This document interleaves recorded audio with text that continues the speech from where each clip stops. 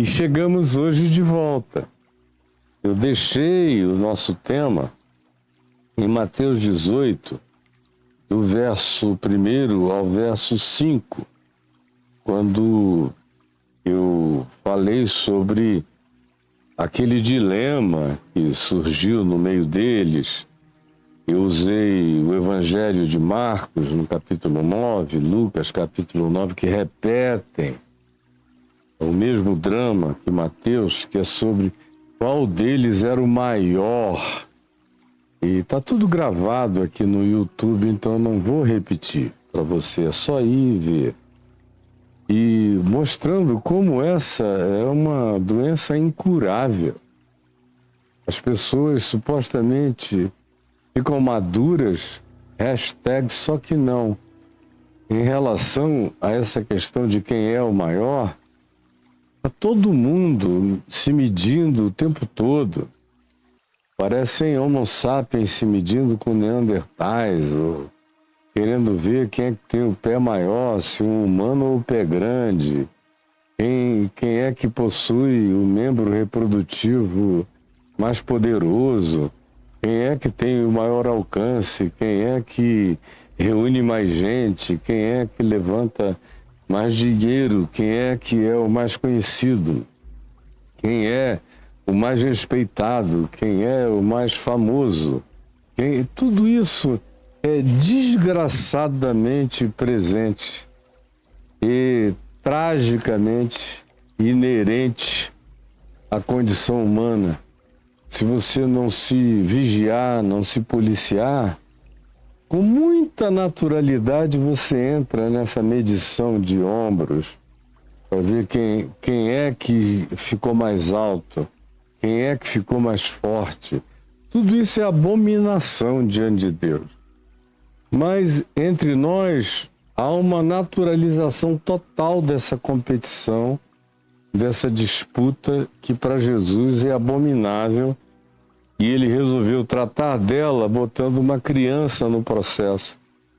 Quando esse assunto veio e ele percebe qual é a doença de busca de supremacismo verificável e admitido de uns para com os outros em relação a glorificarem mais a um porque seja indubitavelmente superior, mas sempre há alguém na disputa e na concorrência. Quando Jesus viu aquela coisa horrível, aquela rinha de galos apostólicos, ele disse: em verdade, eu vos digo que se não vos converterdes e não vos tornardes como crianças, de modo algum entrareis no reino dos céus. Isso é um negócio muito sério. Você entra nessa disputa e o meio religioso é praticamente feito disso. Se a gente levar a sério o que Jesus falou aqui, a gente diria que, por exemplo, praticamente quase todas as lideranças religiosas não têm acesso ao reino dos céus, porque é um medindo o outro. Quando não é no nível nacional ou mundial ou regional, o cara se mede na rua, no bairro, no município, na cidade. Não, a minha igreja é a igreja mais relevante do meu estado, do meu bairro, da minha cidade, e é ciúmes para todos os lados. E Jesus disse: olha, desse jeito, nenhum de vocês, e ele está falando com Pedro e Companhia Limitada, nenhum de vocês vai ter acesso ao reino dos céus. E antes disso, ele tinha chamado uma criança e a colocou bem no meio deles. Olha essa criança. E ficaram todos olhando para a criança. Estava ali na despretensão de uma criança. Eu gosto muito da poesia do meu conterrâneo Tiago de Mello. Eu tive o prazer de conhecer, de conversar muitas vezes e de trocar carinhos com ele, com a família dele. Da poesia Os Estatutos do Homem. onde ele compara em muitas das suas expressões poéticas e dos seus versos a condição do adulto com a condição da criança, mostrando que aquilo que para ele era uma utopia, que ele não chamou de reino de Deus nem de reino dos céus, era uma espécie de Imagine do John Lennon, com as palavras caboclas e amazônicas do Tiago de Mello, dizendo: imagina só, se nós aprendêssemos a ser gente, o mundo seria todo ele olhado, visto e praticado com o olhar límpido e despretensioso de uma criança. Que é o que Jesus faz aqui. E faz antes de todo mundo. E bota uma criança, entroniza uma criança e diz: olha, aprenda. Com quem não aprendeu as doenças de vocês. Aprendam. Com quem não aprendeu as malícias de vocês. Aprendam com quem não aprendeu os traumas de vocês, as brigas de vocês, as guerras de vocês, as disputas de vocês. Aprendam. Porque até mesmo as dores das crianças frequentemente são induzidas por nós adultos. São anunciadas. Eu vejo muita mãe que consegue criar um ambiente de profunda sujeira mental na vida de um filho, quando fica descrevendo o seu pai perverso, alienado, distante, maligno, brutal, que não aparece, fala tanto, que a criança que de outro modo sentiria falta, mas viveria um tanto distraída daquela figura, agora aprende a odiar. Ou é um pai que foi abandonado pela mãe, que foi embora com um outro homem, e que ensina ao resto dos filhos que ficaram sob a responsabilidade dele, e aquela mãe é uma vadia, que não presta e tudo. Vão introjetando culpas, traumas, monstruosidades no coração das crianças, o que frequentemente acontece pela via parental, pela via familiar. Boa parte dos dramas infantis precisam ser dramaticamente tratados na vida dos pais. É como a série O Encantador de Cães, do César Millan. Ele é contratado porque os donos dos cachorros e das cadelas não aguentam os seus cães. Em geral, ele fica ali, olha e vê que o cão é só um cão, mas que foi tratado de maneira exacerbada, exagerada, humanizada, traumatizada, e recebeu a transferência e fez a absorção. São animais de uma sensibilidade enorme, de uma leiturabilidade psíquica e da psicodinâmica familiar extraordinária. De modo que, o que é que ele faz? Ele tira o cão do lugar, trata o cão que em uma semana, 2 semanas, está ótimo, virou um cão normal, voltou a ser cão, e não filhinho, e não neném, e não dondoca de alguém carente que transfere para o animal o que o animal não é. E transfere seus traumas, suas neuroses, suas paranoias, seus medos, seus pânicos, suas carências para o bichinho, que acaba se tornando um ente insuportável. O César Millan vai lá e tira. Logo, logo ele está um cachorro no meio de outros cachorros, vivendo com a naturalidade de um cãozinho. E aí a dedicação dele passa a ser tratar os donos. Dizer, olha, o cachorro, se voltar para cá com vocês nesse estado, ele vai ficar doente de novo.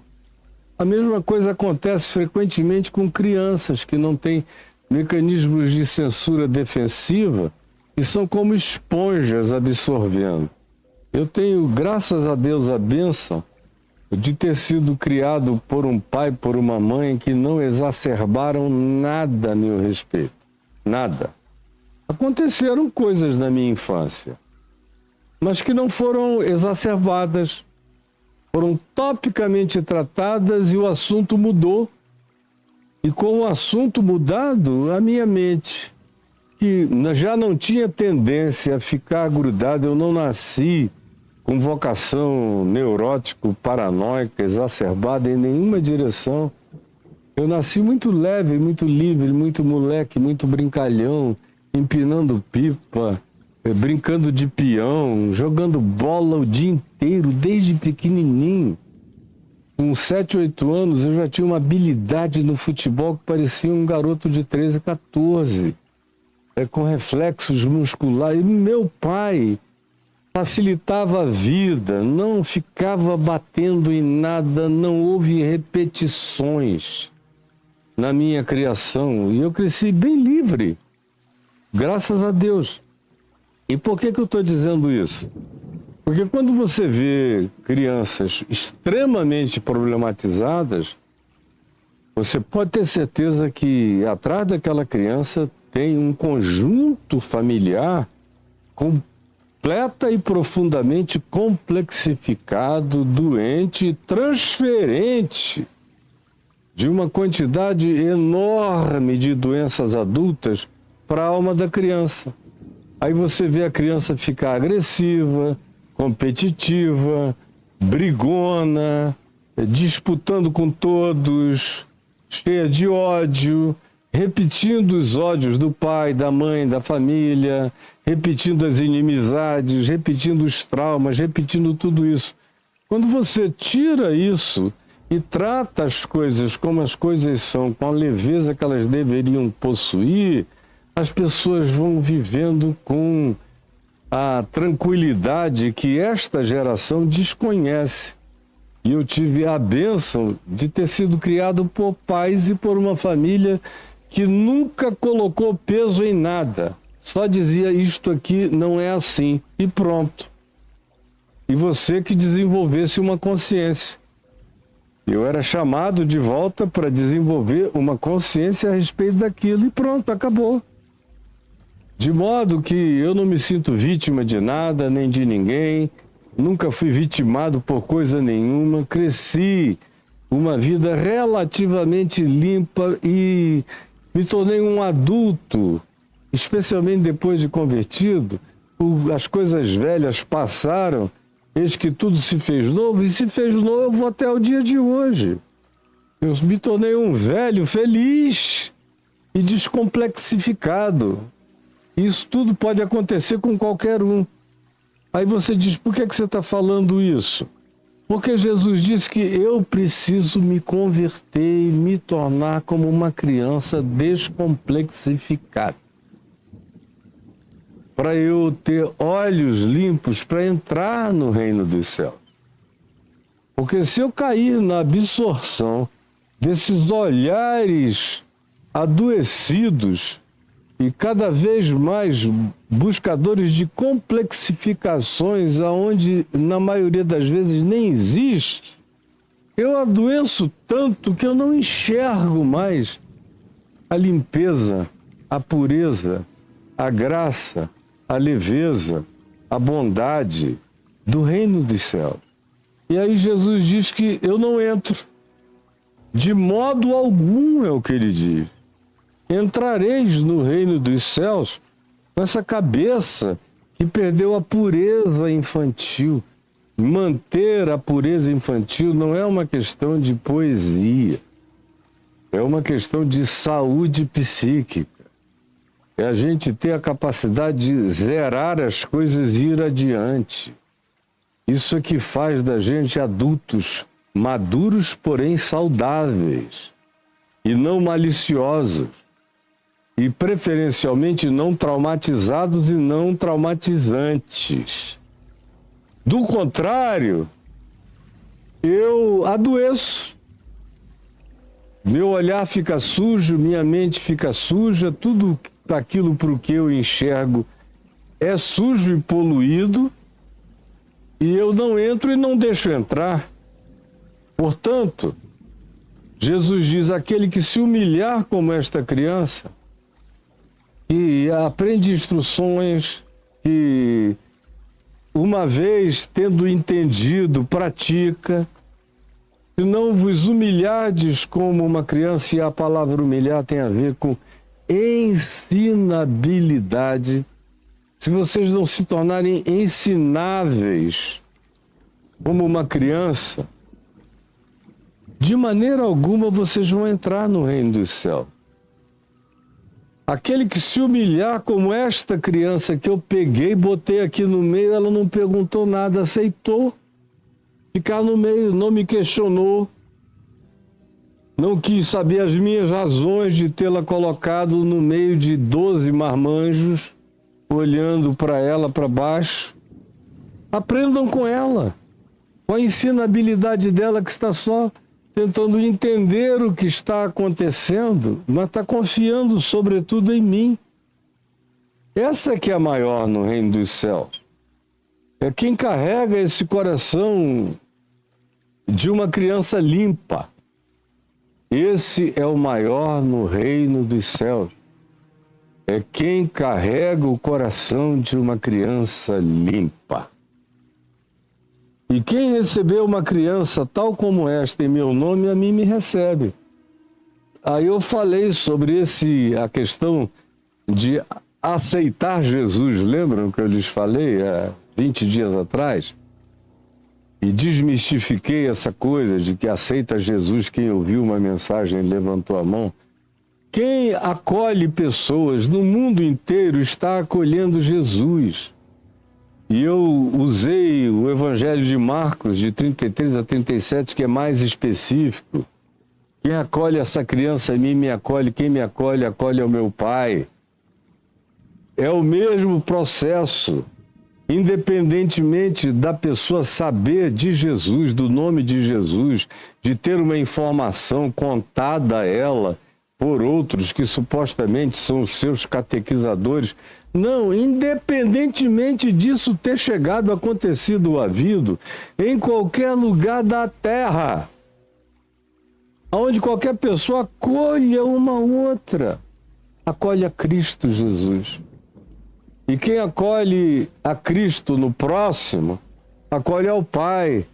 Aí eu citei Mateus 25, a história de Jesus, de entrar e vinde, benditos do meu Pai, tomai posse do reino, que vos está preparado. Lembram disso? E aí eles vão dizer: mas quando foi que nós te vimos nu, pobre, desvestido, estrangeiro, refugiado, abandonado, doente, preso? Nunca nem soubemos do teu nome. Jesus disse: ora, sempre que vocês fizeram isso a um dos pequeninos da terra, a mim vocês estavam fazendo. E quem estava me recebendo no anônimo, não só me recebia, mas recebia também ao meu Pai que está nos céus. E aí foi muito mais longo que eu explanei, isso é uma síntese resumida, para a gente chegar no verso 6 do capítulo 18, que diz: agora uma advertência veemente. Qualquer, porém, qualquer um, qualquer é qualquer ser humano, sem distinção, incluindo esses apóstolos aqui que estavam presentes, que foram os primeiros destinatários dessa advertência de Jesus. Qualquer um, porém, que fizer tropeçar a um desses pequeninos, sejam os pequeninos crianças, ou sejam os pequeninos que ele vem dizer a seguir, que os que creram em mim e que são humildes, simples, que não têm sofisticações defensivas, argumentativas, que não desenvolveram uma blindagem mental para debates, discussões e defesas de si mesmos, não. Quem não respeitar a pureza que é exemplificada nas crianças limpas de mente e de coração, ou Quem desrespeitar a pureza desses que começaram a crer em mim, que me acolheram, que olharam para mim e entraram em estado de estupefação sublimada, dizendo, era isso que eu queria, é isso que eu busco, é isso que eu preciso. Quem, todavia, vier e fizer tropeçar a um destes pequeninos, sejam crianças ou sejam esses que já creem em mim de maneira incipiente, mas que estão buscando.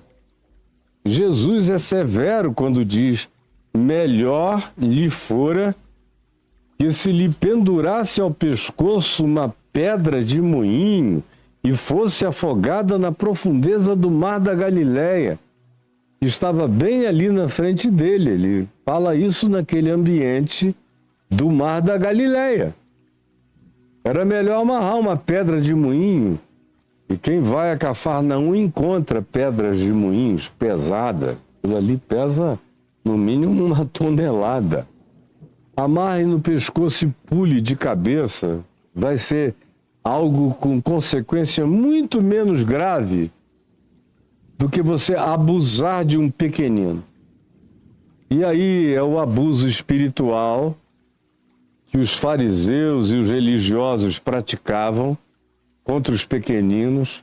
O indivíduo começava a crer em Jesus, chegava um teólogo, chegava um acadêmico, chegava um milagreiro, chegava um suposto conhecedor de mistérios sobrenaturais, e aí confundia a cabeça toda do indivíduo, apontava em outra direção, tirava o foco da pessoa de Jesus, pegava a pureza do evangelho que tinha sido transferido por Jesus e o aguava com toda sorte de água podre e de elementos poluidores e gerava no coração daquela pessoa uma conturbação extraordinária que nunca mais a permitia voltar para a naturalidade de um vínculo de confiança simples em Jesus. Isso acontece toda hora, esse tipo de abuso espiritual, especialmente no ambiente religioso, mais do que em qualquer outro, é no ambiente religioso. Nos dias de Jesus era na sinagoga, era no templo, eram os fariseus, eram os saduceus, eram os mestres da lei, eram os escribas, os doutores, os teólogos, os que faziam isso. E diziam, não é nada disso, esse povo aí só diz que crê nele porque não sabe nada, mas nós sabemos. Não entra nessa, meu filho, e tentava desviar o caminho. Jesus disse, isso é coisa muito grave, não se metam entre mim e os pequeninos. Não se metam entre mim e os pequeninos.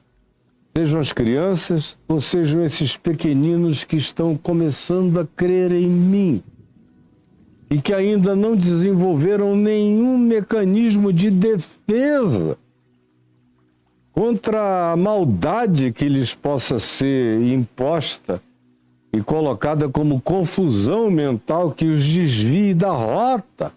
Não brinquem com a natureza pura das pessoas, porque seria melhor um suicídio.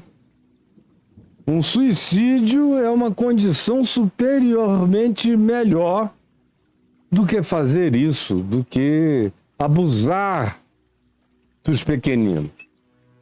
Ora, se Jesus disse isso vinculadamente àqueles que chegavam com superioridade religiosa e deturpavam o entendimento daqueles aos quais Jesus estava ensinando a palavra simples e genuína do Evangelho, ele aplica isso, obviamente, a toda e qualquer sorte de abuso. Toda e qualquer sorte de abuso.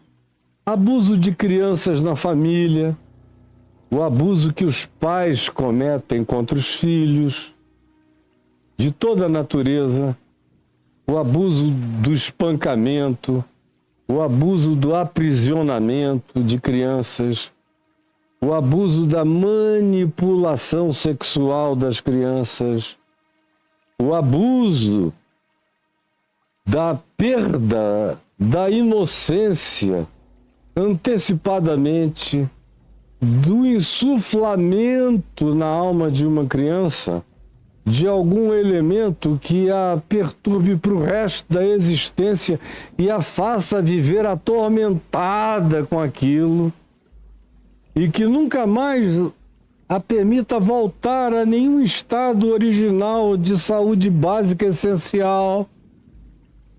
Portanto, tomem cuidado com a abusividade, sejam de crianças ou de adultos, como eu vejo. Esses adultos que enchem esses templos são equivalentes a crianças. Se você faz perguntas a eles, os caras não sabem o que é coisa nenhuma. Eles estão ali gritando, não sabem nem porquê.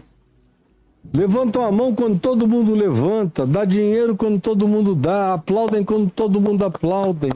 Não estão entendendo nem o que está acontecendo, mas estão sendo estuprados doutrinária, teologicamente, por todo tipo de invenção e de mentira, de manipulação que sobre eles é jogada.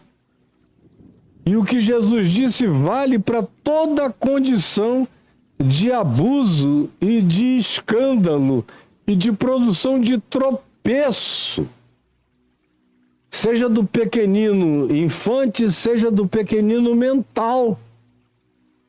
Porque existem pessoas com 60 anos de idade, mas com idade cognitiva de 11 anos, de 10 anos, de 9 anos. Eu conheço pessoas que não vão deixar de ser crianças jamais, já estão com a cabeça branca, mas são totalmente infantis e infantilizáveis e manipuláveis e levadas em qualquer direção. E tem gente completamente especialista em praticar estas coisas, em realizar isso nas vidinhas dessas criaturas humanas, o que é absolutamente trágico e perigoso. Jesus prossegue e diz: ai do mundo, ai do mundo. E ele está falando do mundo, humanidade. Não está falando do cosmos, que é usar a mesma palavra no Novo Testamento, frequentemente é usada para definir os corpos celestes e a natureza como um todo, o cosmos. Ele está falando aqui do mundo, sociedade humana, civilização humana, gente no planeta. Hoje são mais de 8 bilhões. Ai do mundo, por causa dos crentes. Ai do mundo, por causa dos teólogos judeus. Ai do mundo, por causa da catequese monoteísta. Ai do mundo, por causa da doutrinação dogmática que enche as pessoas de medo, de pavor, de pânico, de inferno, de culpa onde não há culpa, de pavor aonde não há pavor. Ai do mundo que se escandaliza quando vê multidões reunidas sob o comando de um espertalhão que arranca delas, como diz o profeta Zacarias, aludindo a uma ovelhinha, arranca a lã, arranca a pele, arranca as unhas, arranca e mói os ossos, tira o tutano, tira tudo, não deixa nada, e o mundo vê isso tudo sendo feito e praticado em nome de Jesus e do Evangelho, e se escandaliza. O mundo está escandalizado com o cristianismo há muito tempo. É que a maioria aqui não consegue enxergar direito nem o próprio umbigo. Quanto mais a história inteira do que nos trouxe até aqui é uma sucessão de escândalos. Quando eu vejo os chamados ateus universais, Todos eles praticamente são pessoas que tiveram experiências péssimas com o cristianismo, com sacerdotes, padres, com pastores, bispos e reverendos, com figuras que se auto-intitularam representantes de Deus na terra, ou representantes autorizados da interpretação da vontade de Deus, que inventaram todo tipo de malícia e de maldade que tem a ver com a projeção das suas próprias taras, transformadas em catequese, jogadas sobre a mente desprotegida das pessoas. E os outros, os mais lúcidos, mais espertos, do lado de fora, olham aquilo e dizem: meu Deus, que canalhas, que cretinos, que seres desumanos, que perversos, que Deus nada. Eu lá quero saber de Deus. Se Deus é isso, eu estou fora, me inclui fora desse Deus. E aí a religião se levanta ainda contra os caras. Eles estão certos. Com esse Deus eu também não quero nada, eu não sirvo esse Deus, eu não tenho nada a ver com esse Deus de vocês. Eu amo o Pai de nosso Senhor Jesus Cristo. E conheço o Pai de Jesus em Jesus, que me disse: eu e o Pai somos um. Quem me vê a mim, vê o Pai. Quem quer aprender quem é o Pai, aprenda em mim, aprendam em mim, aprendam em mim e de mim, das minhas palavras, e vocês vão saber como é o meu Pai, porque tudo quanto eu ouço do meu Pai, eu vos tenho dado a conhecer, tudo quanto eu vejo no meu Pai, eu repito, como diz o escritor de Hebreus: Jesus é a expressão exata do ser de Deus para a percepção, para a cognição humana.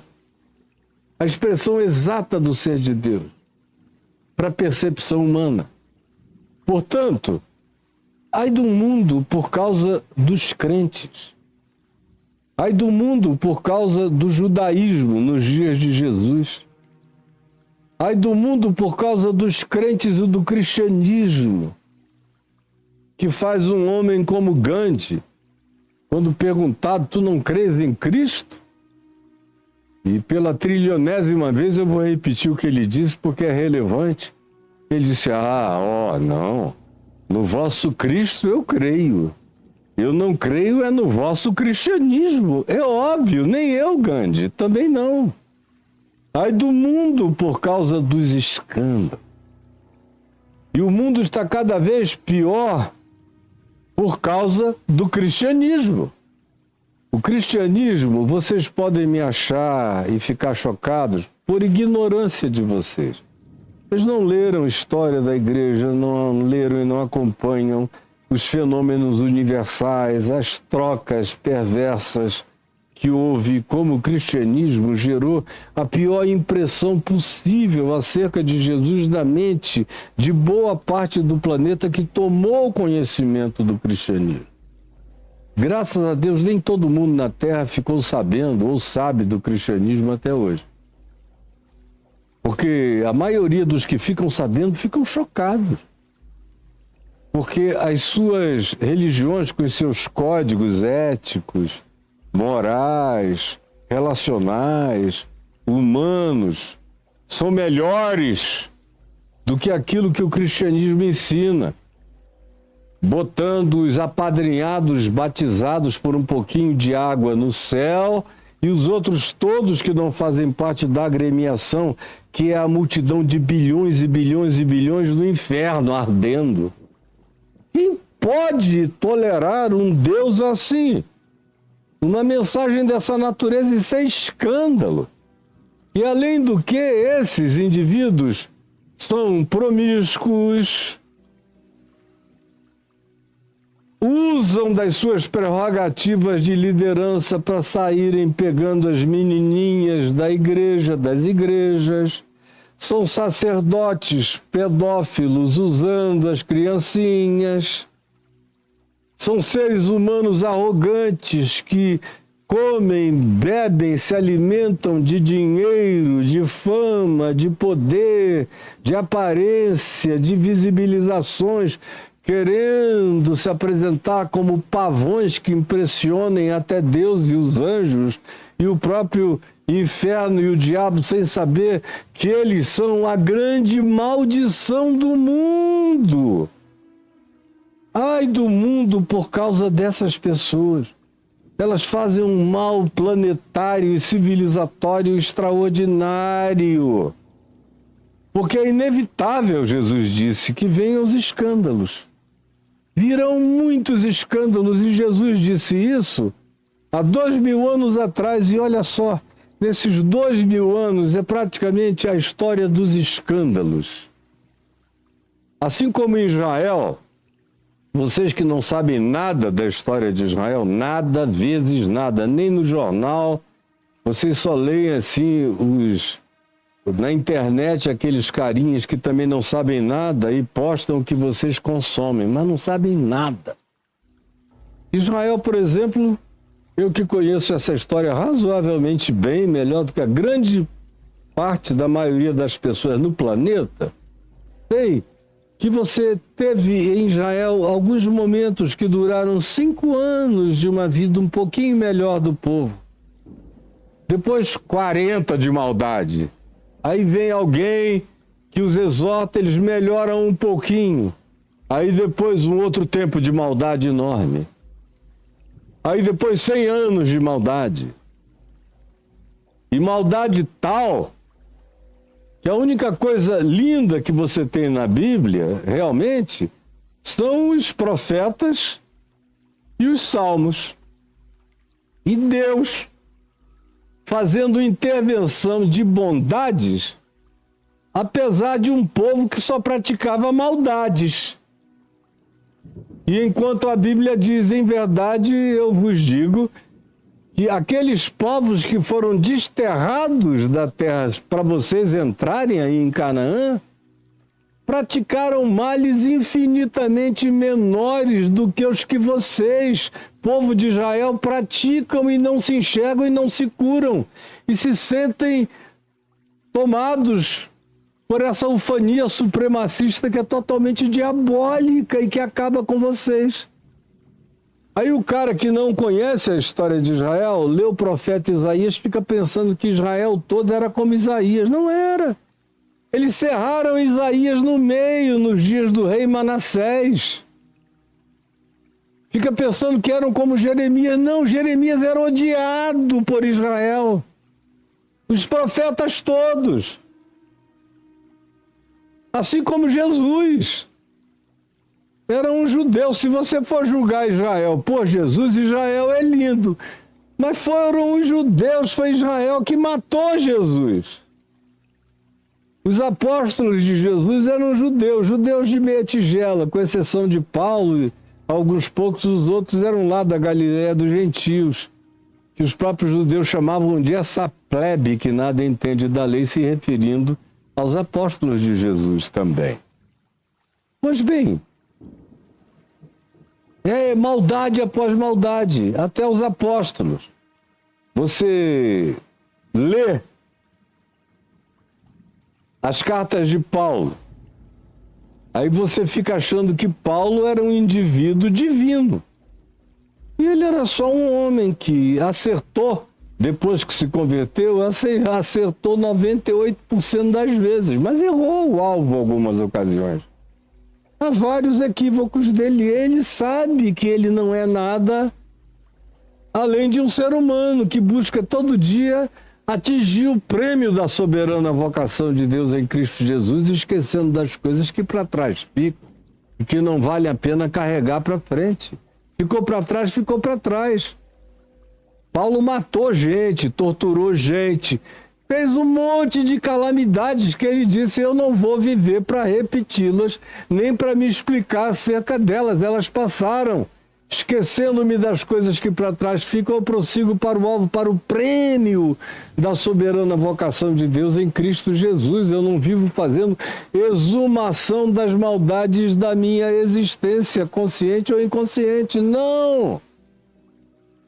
Pois bem, ai do mundo, especialmente por causa dessas pessoas que usam o nome de Jesus que usam o nome de Deus, que abrem a Bíblia e que vão ensinar os outros. Ai do mundo em razão desses. Os que não sabem nada disso e não fazem nada disso, cometem os seus erros e pecados que cometem na sua ignorância. Agora, quando eu abro aqui, digo que eu sou mestre de Deus no mundo e ensino as pessoas a se tornarem entes torpes, doentes, de mente suja, de olhar poluído, eu me torno um dos piores aliados do diabo na confusão planetária, no entorpecimento humano e no tropeço das vidinhas que de outra forma poderiam viver melhor se não fosse a nossa chegada e a nossa presença, como a chegada dos portugueses e dos espanhóis aqui na América Latina. Todo mundo aqui, eles não eram perfeitos, eles guerreavam entre si, eles tinham lá suas muitas dificuldades e problemas, mas a gente chegou, não só matamos mais de 60 milhões deles, mas matamos também com as doenças que trouxemos, com os costumes perversos que ensinamos, destruímos as culturas todas deles. Meu Deus, é um negócio horroroso, que haverá juízo para cada uma dessas coisas, conforme Jesus diz em Mateus 25. As nações serão julgadas. Ai do mundo por causa dos escândalos praticados por gente que se diz representante de Deus. Porque é inevitável que venham os escândalos, eles virão. Porque sempre haverá os loucos, os surtados, esses possessos do espírito do diabo que falam em nome de Deus, seduzindo e pervertendo a alma e o coração de pessoas. E tanto mais quanto façam isso em nome de Deus, mais diabólicos se tornam e mais perigosos eles se manifestam. E pior é o escândalo que eles produzem. Ai do mundo, porque é inevitável que venham os escândalos. Mas ai do homem, da mulher, do ser humano, pelo qual vem o escândalo. E o que é o escândalo? Ensinaram para vocês na igreja que escândalo é o cara chegar e beber um copo de vinho. É um escândalo. Ensinaram a vocês na igreja que o escândalo era praticado contra crente. Um bando de gente que está lá há 50 anos, 40 anos, 30 anos, mas que diz que se escandaliza quando passa e vê um jovem fumando um cigarro. Ai, meu Deus, deixa eu olhar para o outro lado. Você está sendo escândalo para mim. Cara, cresce, rapaz. Cresce. Não tem nada nesse mundo que me escandalize. É porque eu sou cínico? Não. É porque eu sou maduro. É porque eu sou discípulo de Jesus todo dia buscando ser mais semelhante a Ele. Buscando a maturidade dele. Eu quero ser mais maduro do que Pedro. Que Paulo teve que exortá-lo por causa da imaturidade dele em vários aspectos. Eu quero ser mais maduro do que alguns dos apóstolos. Posso ser. Eles não são meu teto. Eu não tenho teto, eu só tenho o olhar fixo para Jesus, em quem eu vou sendo transformado de glória em glória, mas sem teto humano. Sobre a minha cabeça eu vou crescendo. Então ninguém me escandaliza. Não, olha, assim que eu me converti, 15 dias depois de eu ter tomado a minha decisão de seguir com Jesus, de servir a Jesus, eu levei logo um choque. Um dos caras que eu tinha de saída naqueles primeiros 15 dias, admirado, extraordinariamente, ele já até faleceu. Me apareceu uma história cabeluda, braba dele, pegando dinheiro de missões ele levantava na Holanda, no mundo inteiro, e botava no bolso, juntamente com uma outra missionária holandesa, botava no bolso, davam uma de santos, e ele sabia pregar e impressionar. Quantas vezes eu chorei naqueles primeiros dias, quando eu me converti, ele estava lá por Manaus, eu ia ouvindo toda noite, ele era amigo do meu pai, ia lá em casa, até que um dia meu pai, sem querer, tropeçou na situação. O papai ficou tão triste. E aí ele viu que eu tinha percebido, ele me chamou e falou: meu filho, não fique escandalizado com o reverendo fulano de tal. Não fique. Não fique, porque você vai encontrar situações como essa aos milhares no curso da sua vida. Não se escandalize. Nem disso e nem de nada que venha de ninguém e de coisa alguma semelhante ou diferente. Você tem que se tornar um ser inescandalizável, e eu me tornei. Eu já vi de tudo, eu já vi pastor mandar matar pastor, já vi pastor mandar fazer as coisas mais bárbaras deste mundo com os seus filhos. Já vi pastor ter caso com a sua filha, que era espancada se abrisse a boca, mas ele pegava a menina. Não um caso, nem dois, nem três, centenas de casos. E olha eu aqui, continuo apaixonado por Jesus, pelo Evangelho, porque eu me tornei inescandalizável, mas a maioria não é. A maioria se choca, vai embora. E eles não vão embora quando coisas de natureza normal, que fazem parte da natureza humana, por mais que seja um desvio, mas faz parte da natureza humana, acontecem, as pessoas entendem. Quando, por exemplo, um rapaz que ficou totalmente apaixonado por uma mulher casada, acabou que ela também retribuiu e houve reciprocidade, eles foram para a cama e depois descobriram. Eu não vejo gente saindo da igreja, por exemplo, por causa disso. E olha que eu sou velho nessa história e experientíssimo nela. Agora eu vejo toda hora gente abandonando a congregação por causa de pastor ladrão, pastor dono da congregação, pastor que enche o bolso de dinheiro, pastor que não tem limites, líderes que se sentem o próprio Deus do lugar. Aí todo mundo vai embora. E isso é o que mais acontece. Acontecia nos dias de Jesus e acontece nos nossos dias. Ai desses, ai do ser humano pelo qual o escândalo vem. E vem não como um tropeção, seguido de arrependimento sincero. Quando o cara se levanta e diz: meu Deus, o que eu fiz? E busca conserto. E pede perdão a quem o perdão deve ser pedido. E busca os que de maneira direta foram ofendidos. E não tenta se justificar, apenas apresenta a sua própria culpa e diz: eu só peço que você me perdoe se puder. Se os outros não puderem, você fez o que devia fazer e ande quebrantado diante de Deus. E tudo será anulado pela graça de Deus em favor da sua vida. Se o outro não te perdoar, o outro vai viver com a doença dele por não ter te perdoado, tendo você se arrependido profundamente. Agora, ai daquele que segue cínico no seu caminho, prosseguindo, e de escândalo em escândalo, o cara muda de cidade para fazer a mesma coisa em outro lugar, e são milhares os que vão fazendo isso.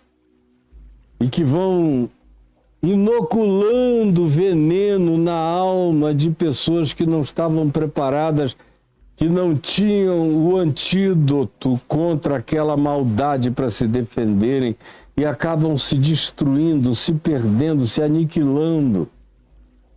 Jesus prossegue e diz: portanto, É uma relação de causa e efeito.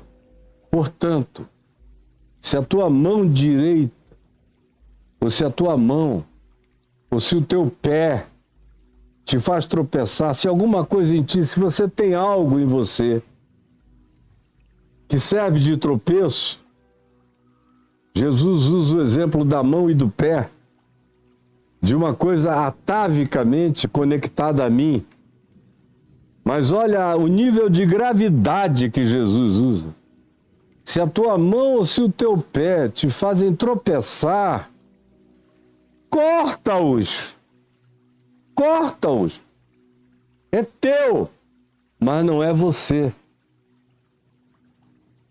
Há muitos pecados que são meus, mas não sou eu. Eu posso ser sem aquilo.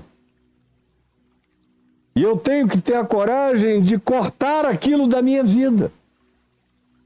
Como eu já cortei algumas coisas da minha vida. E acho que eu cortei, nem são provavelmente as que as pessoas pensam que foram graves.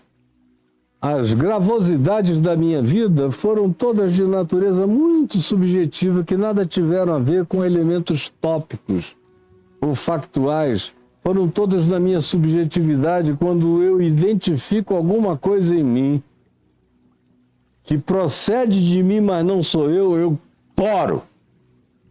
Eu corto. Venho cortando desde os meus 18 anos de idade e cortarei até o último dia da minha vida. E você não fica nem sabendo, porque é algo que acontece só entre mim e Deus, na nossa subjetividade. Mas Jesus disse: corte. Lance fora de você. Faça isso não ter mais nada a ver com você. E é uma escolha, gente. É uma decisão. Hoje eu vi um pedaço de Papo de Graça que o Marcelo Cunha editou, sobre alguém me perguntando sobre pedofilia. Quem acompanhava o Papo de Graça sabe que me perguntavam sobre tudo, não é? Zoofilia. Eu tenho um caso com o meu cachorro desde que o meu marido morreu e eu sou uma missionária da igreja pentecostal, não sei o que. Tá tudo gravado aí. Eu tenho caso com meu pai, eu tenho caso com meu padrasto, eu tenho caso com o filho do meu marido, que é um gatinho lindo e eu transo com ele. Eu tenho isso, aquilo, outro. E eu estava vendo lá o meu conselho qual era, e qual foi, e qual é o mesmo, eu não mudei. Corta e lança de ti. Se você não tiver essa coragem de primeiro admitir que isso te faz tropeçar e que isso vai te destruir, e não tiver a coragem de cortar, contra todos os seus desejos, cortar, se decepar e seguir. E aí Jesus paradoxalmente diz que é para que você prossiga inteiro. Essa coisa é tua, mas não é você. Você é maior do que a coisa que você cortou. Você decepa essa coisa para não se perder, para continuar inteiro. Se você não joga isso para fora de você, você se perde inteiro. Mas se você tira isso da sua vida e não faz mais ninguém tropeçar por causa dessas extensões perversas das suas práticas, você se preserva inteiro. Na presença de Deus, você se preserva inteiro. Na presença de Deus, como Jesus diz. Portanto, se a tua mão ou o teu pé te faz tropeçar, corta-o e lança-o fora de ti. Melhor é entrares na vida de Deus, no reino de Deus, manco ou aleijado, se fosse o caso. É melhor você carregar esse aparente diminutivo, dizer não, isto aqui não. Como, por exemplo, pessoas alcoólatras, que nunca ficam curadas até que admitem que são alcoólatras. E uma vez que admitam que são alcoólatras, e às vezes o pastor é alcoólatra. Quanto pastor eu tenho ajudado no curso de mais de meio século, e me confessa que prega uma mensagem na igreja e no caminho para casa parava, comprava uma garrafa de pitu, entornava todinha, ia para casa bêbado, batia na mulher e ia dormir. Foram poucos? Não, centenas e centenas que procuraram a mim. Até que o cara cai em si. E corta, mas o primeiro passo é dizer: eu sou um alcoólatra. O segundo passo é dizer: eu não vou mais praticar, é uma decisão minha. E o terceiro é viver com impacto. Haverá um impacto durante um tempo, mas se você resistir, você vai vencer. Infalivelmente você vencerá. E você vai entrar inteiro na vida, do que tendo, na linguagem metafórica de Jesus, as duas mãos e os dois pés, vir a ser lançado no fogo eterno, nesse lugar de extinção que o Apocalipse menciona, que é o lugar onde no fim de tudo são lançados o falso profeta, o diabo, e o próprio inferno é jogado no lago de fogo e é extinto. É extinto. É melhor você se manter do que você achar que precisa guardar tudo que veio como ataviamento perverso à sua vida e mergulhar na extinção do seu ser. Não faça isto. Se um dos teus olhos te faz tropeçar, se o teu problema é com tua cobiça por dinheiro, por luxúria, por qualquer que seja a relação do teu olhar cobiçoso de torpe ganância, Jesus disse: arranca o teu olho, vira noutra direção, muda os teus valores, rompe esse vínculo, essa relação. Ela te adoece, acaba com ela. Ela te faz cair o tempo todo, você sai e volta pior. Não saia mais com esses. Mude de grupo, mude de time, mude de congregação, mude de pastor, mude de liderança, mude, mas não adoeça. É Jesus quem está te dizendo: o negócio é preservar você. Você não tem nenhum compromisso de ataviamento com aquilo que mata a sua vida.